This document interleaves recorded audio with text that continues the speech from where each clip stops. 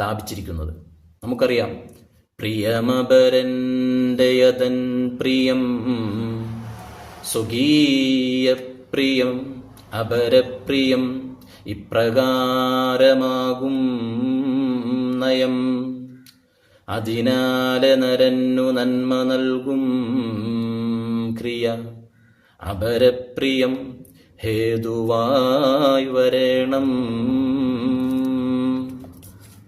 മറ്റു മനുഷ്യരെ മനുഷ്യരായി കണ്ടുകൊണ്ട് അവരുടെ സങ്കടങ്ങൾ തിരിച്ചറിഞ്ഞുകൊണ്ട് ഭിന്നിപ്പില്ലാതെ അപരമത വിദ്വേഷങ്ങളില്ലാതെ ആ ഒരു ആശയം, ശ്രീനാരായണ ഗുരുവിൻ്റെ ആശയം നിങ്ങൾ ജീവിതത്തോട് ചേർത്ത് പിടിച്ചാൽ മതി. അല്ലാതെ ഇങ്ങനെ ഫോട്ടോസ് ഇട്ട് കഷ്ടപ്പെടേണ്ട കാര്യമൊന്നുമില്ല.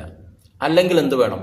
ഇന്ന് ജനങ്ങളെല്ലാവരും കേട്ടുകൊണ്ടിരിക്കുന്ന ഒരു വലിയ സന്ദേശമുണ്ട്. അതായത് മഹാനായ കാന്തപുര ഉസ്താദിന്റെ സന്ദേശം. അതൊന്ന് കേട്ടു നോക്കാം. വർഗീയതക്ക് നമ്മൾ എപ്പോഴും എതിരാണ്. വർഗീയത എന്ന് പറഞ്ഞാൽ ഏതെങ്കിലും ഒരു പ്രസ്ഥാനം മറ്റൊരു പ്രസ്ഥാനത്തെ അടിച്ചമർത്താൻ നോക്കുകയും അവരെ ഇങ്ങോട്ട് പിടിച്ചു വലിക്കുകയും ചെയ്ത് അവരുടെ സംസ്കാരം നടപ്പാക്കാൻ നോക്കുന്ന അതിനാണ് വർഗീയത എന്ന് പറയുന്നത്. അത് ഒരിക്കലും നാം അനുവദിച്ചതല്ല. ഇസ്ലാം അതിലേക്ക് ഒരിക്കലും ആരെയും ക്ഷണിച്ചിട്ടും ഇല്ല. അതാണ് ഞങ്ങൾ പറയുന്ന മനുഷ്യർക്കൊപ്പം എന്ന വാക്കിന്റെ അർത്ഥമെന്ന് നിങ്ങൾ മനസ്സിലാക്കണം. ഇങ്ങനെ മനുഷ്യരോടൊപ്പം ചേർന്ന് നിൽക്കാൻ കഴിയുന്ന ആശയങ്ങൾ, അത് ശ്രീനാരായണ ഗുരുവിൻ്റെ ആണെങ്കിലും മറ്റാര് നൽകുന്ന സന്ദേശമാണെങ്കിലും, അത് ജീവിതത്തോട് ചേർത്ത് പിടിച്ചുകൊണ്ട് നല്ലൊരു മനുഷ്യനാകാൻ ശ്രമിക്കുക.